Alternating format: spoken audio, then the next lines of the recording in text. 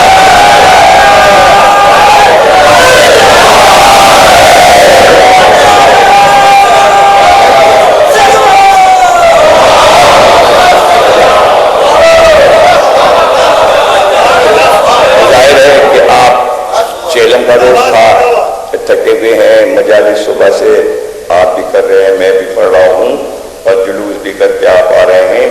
मैं ज़्यादा वक्त आपका नहीं सर्व करूँगा, कल इंशाअल्लाह गुफ्तगू हो जाएगी, इसलिए कि आज आप थके हुए हैं और मुझे भी अभी एक मजलिस के बाद बैतुल हुस्न में पढ़ना है, चेलम की मजलिस, इसलिए मुख्तसर तरीन गुफ्तगू मैं आपसे कर रहा हूँ कि जो रसूल की नियाबत का दावा करे उससे ये भी पूछा जाएगा कि तुम जन्नत के हाकिम हो या नहीं, इसलिए कि विलायत अली सिर्फ इंसानों पर नहीं उतरी है, हर मखलूक पर उतरी है और जिनों पर भी उतरी है। मस्जिद कूफा में मिंबरे सलूनी पर मौलाए कायनात तशरीफ फरमाते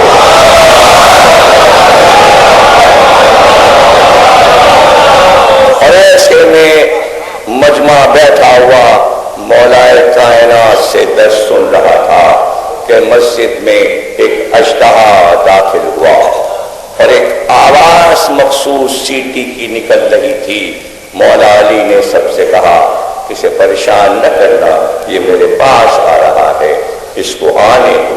जब वो मिंबर से करीब आया तो आधे कद से उठा और मौला अली के करीब हुआ। मौला अली ने अपने कान को उससे करीब किया, उसने अपनी आवाज में कोई बात की, फिर मौला ने उसकी जबान में उसको जवाब दिया। मौला ने उसको जवाब दिया, वो अपनी बात कहकर अपने रास्ते वापस गया। असहाब ने पूछा ये क्या माजरा था? आपने फरमाया ये कौम जिन का सरदार का बेटा था, ये मुझे बताने आया था कि कौम जिन का बादशाह आमिर मर गया है। इसने मुझसे पूछा कि अब इस कौम का बादशाह कौन होगा, तो मैंने इससे कहा कि बाप का हक बेटे को मिलता है, इसलिए आप इस कौम का बादशाह मैं तुझे बनाता हूं। इसको कहते हैं विलायत अली।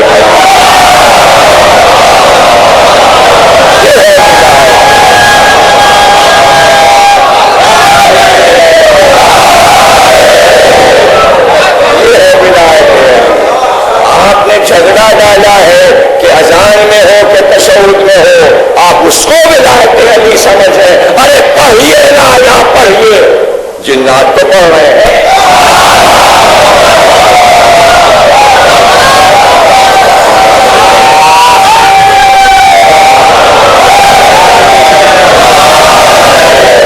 आप बहस में पड़े रहे, जिन्नातों क्या बहस नहीं है आपकी तरह, तो समझ में नहीं आ रहा जिन बेहतर है या इंसान बेहतर है।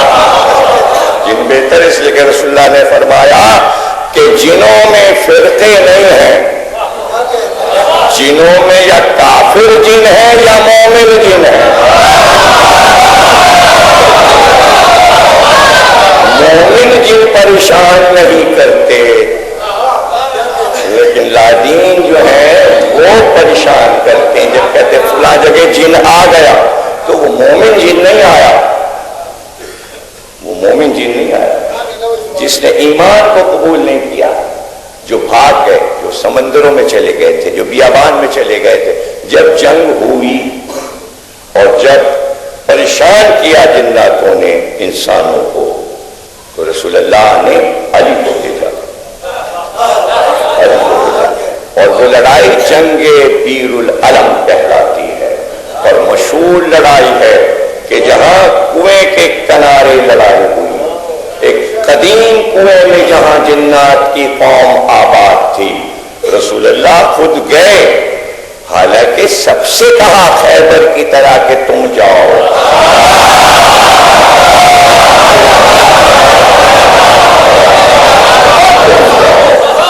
लेकिन उन्होंने यही माजरत की कि जिस मखलूक को हम देख नहीं सकते उससे हम लड़ेंगे। तो जिसको हर मखलूक दिखाई न दे उसको तख्ते पैगंबर पर बैठने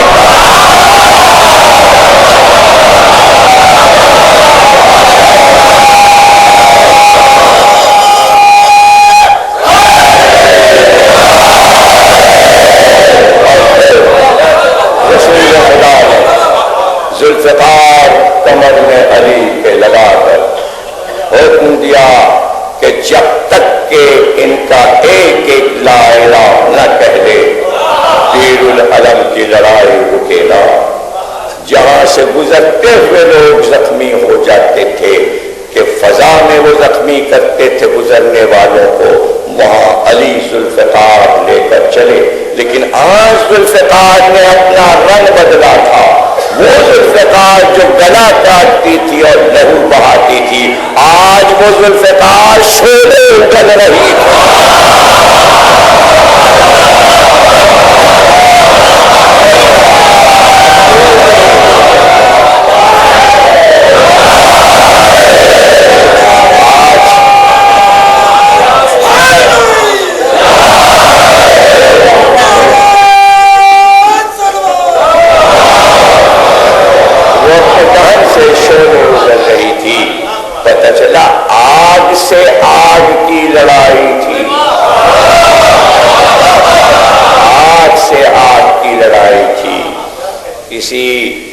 رہنما نے بہلول سے کہہ دیا تھا، بہلول کو چھیڑ دیا تھا، یہ کیا کہتے ہیں تمہارے امام کہ شیطان جہنم میں جلایا جائے گا. جہنم بھی آگ ہے، شیطان بھی آگ ہے، آگ کو آگ کیسے جلائے گا؟ تو وہیں پر جو مٹی کا ڈھیلا پڑا تھا کھینچ کے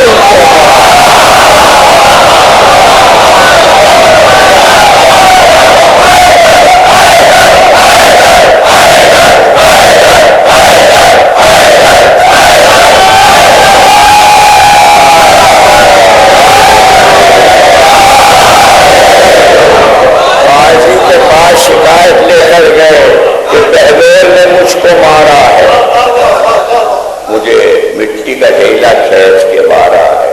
قاضی نے بہلول کو بلایا کہ کیوں مارا؟ کہ تو کیا ہوا؟ مار دیا. ان کو نقصان تو کچھ نہیں ہوا نا. ان کا میرے سر میں درد ہو رہا ہے، اتنی زور سے چوٹ آئی ہے. تو بہلول نے کہا سمجھ میں نہیں بات آئی کہ مٹی مٹی کو چوٹ کیسے.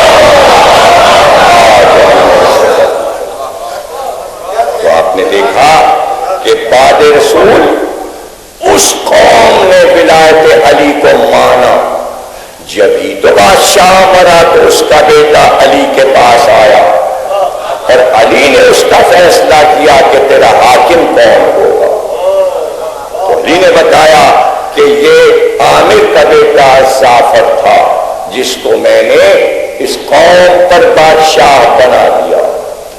تو کہا کرتا تھا جعفر کہ علی کا ہم پر اور ہماری قوم پر احسان ہے، لیکن جب سے علی نے اس کی تاج پوشی کی تھی وہ ہر سال اپنی تاج پوشی کی یاد منایا کرتا تھا۔ دربار میں سارے اس کے قوم کے بڑے بڑے سردار حاضر ہوتے تھے۔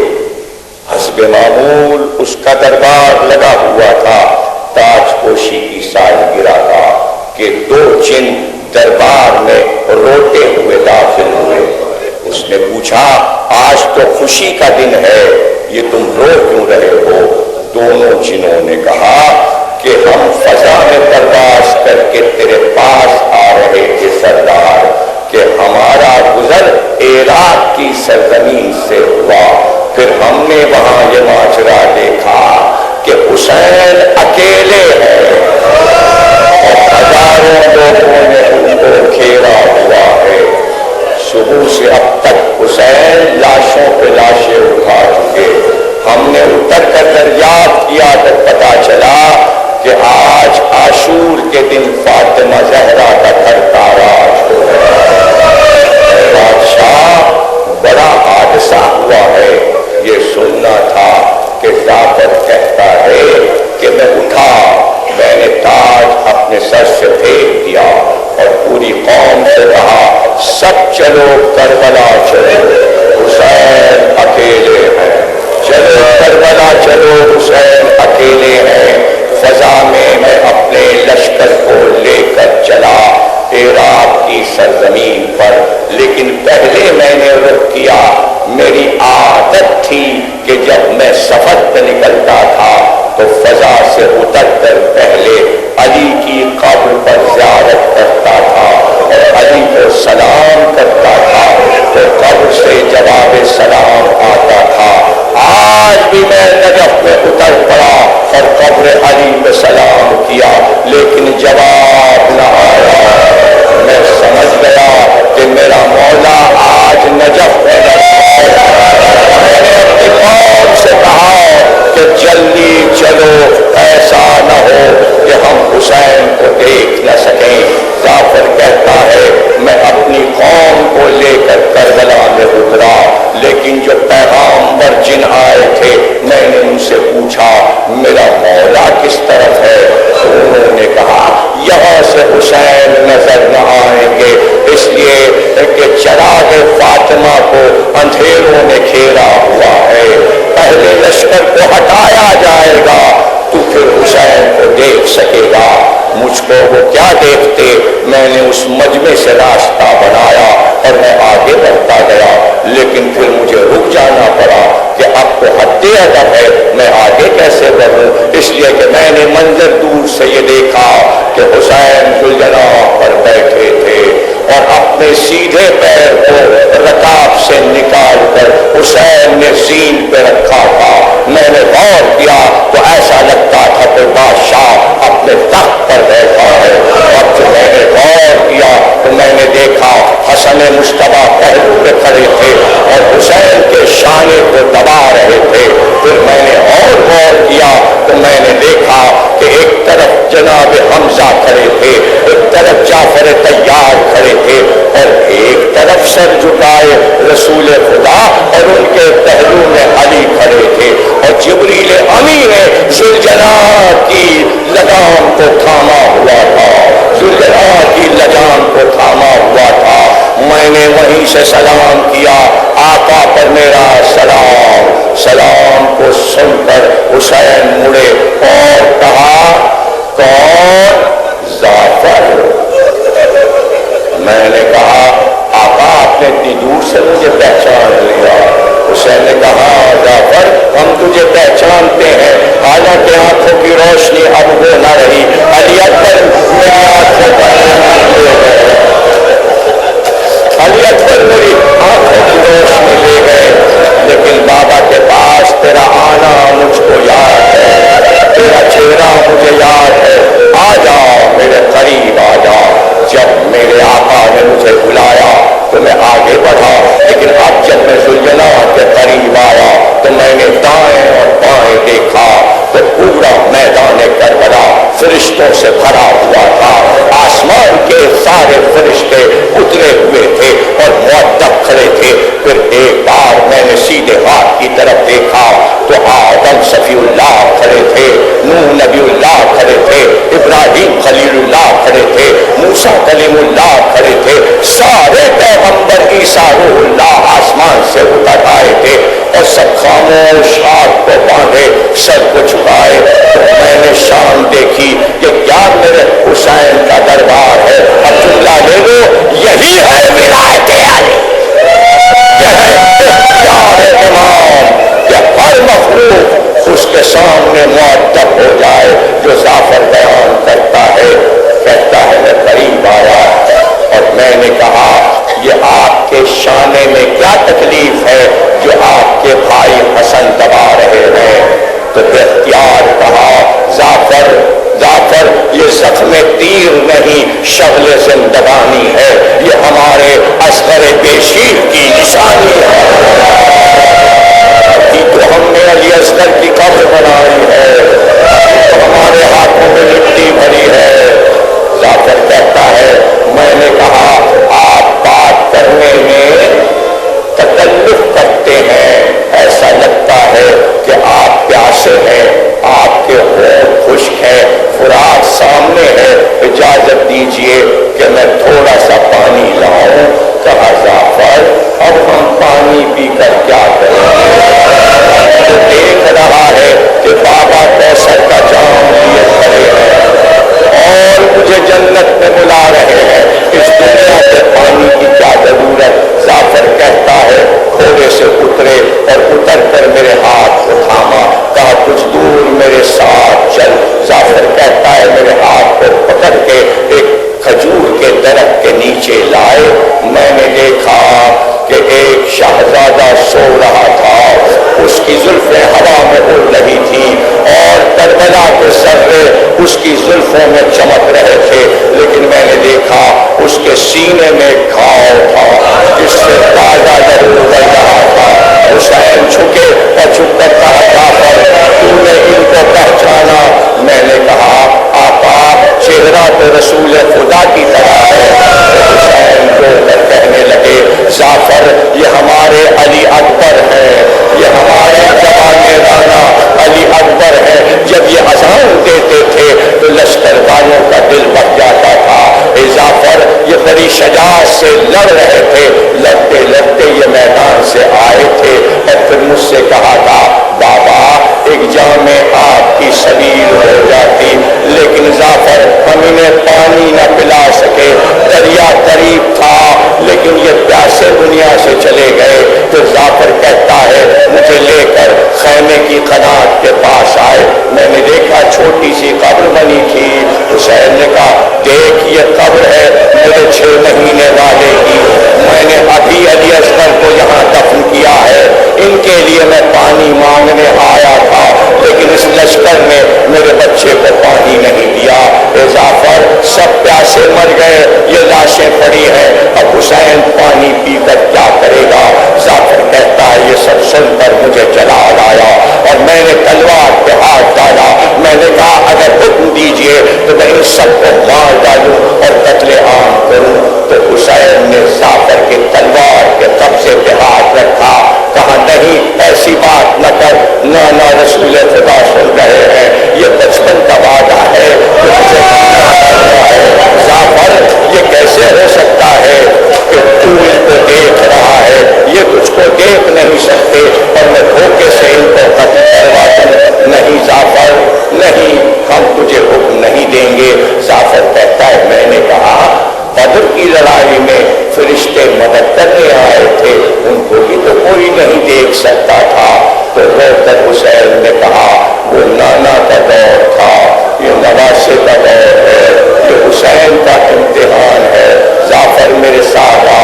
ظافر کہتا ہے پھر رکاب میں پیر رکھ کر حسین زین پر پھر بلند ہوئے اور مڑ کر مجھ سے کہا ظافر لڑائی دیکھنا چاہتا ہے. یہ کہہ کر حسین نے تلوار کھینچی. ظافر کہتا ہے ایسا حملہ میں نے کسی شیر کو کرتے ہوئے نہیں دیکھا. لشکر کو بھگا کر پھر واپس آئے.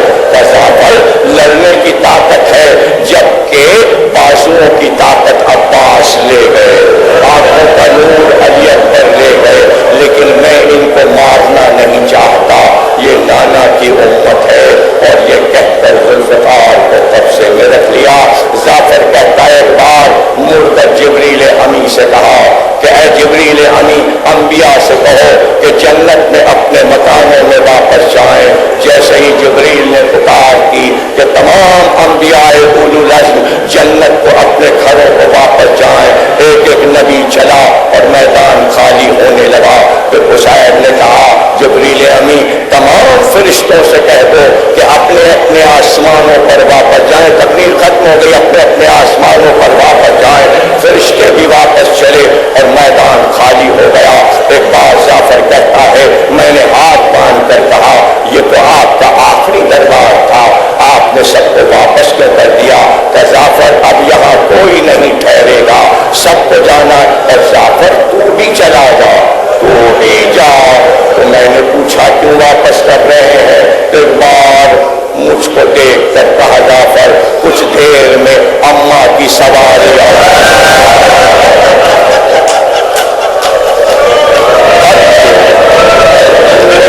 ماں کی ہماری اس لیے اب یہاں کوئی نہیں ٹھہرے گا. اب مجھ میں کہاں طاقت تھی کہ میں رک جاتا, اس لیے کہ میں نے شہزادی کا ذکر سن لیا تھا. میں نے اپنی قوم سے کہا کہ جلدی یہاں سے چلو, اس لیے کہ فاطمہ بی بی کی سواری آنے والی ہے. لیکن میں نے چلتے چلتے پوچھا کہ یہ بتائیے کہ میں جا کر اب کیا کروں گا اور میں زندگی کیسے گزاروں گا؟ تو وہیں سے پکار کے کہا جعفر جب تک زندہ رہنا میری تعزیہ داری کرنا, اور جب کبھی ٹھنڈا پانی پینا. تقریر ختم ہو گئی, بڑا گریا کیا آپ نے, چہلم کا روز تھا اور یہی گریا کی شان تھی.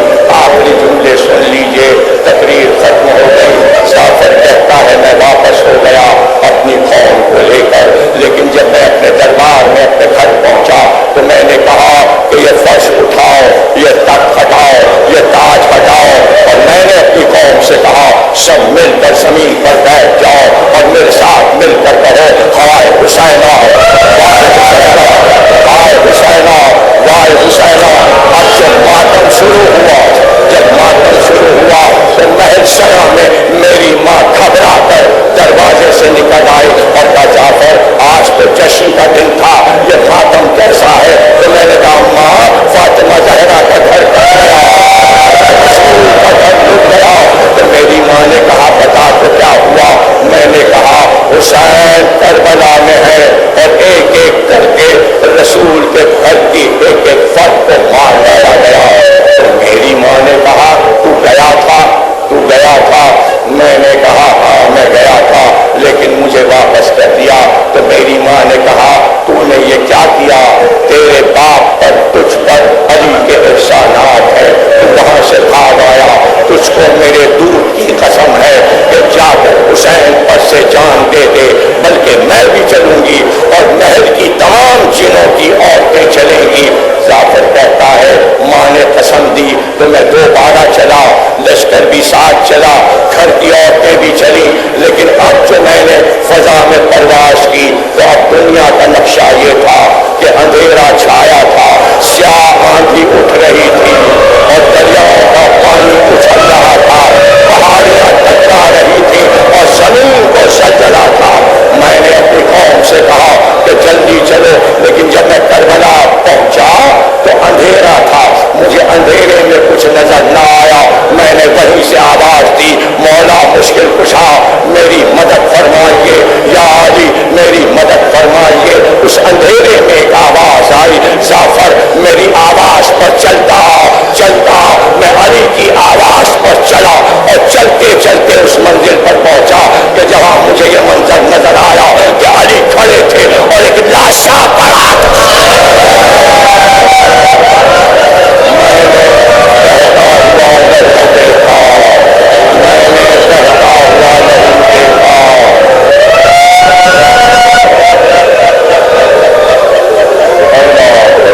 میرنیس کہتے ہیں, یہاں پہ میرنیس کہتے ہیں کہ سرکار کے نیزے پہ چڑھاتے تھے ستمبر اور ٹوٹنے خیموں کو بھی جاتے تھے ستمبر.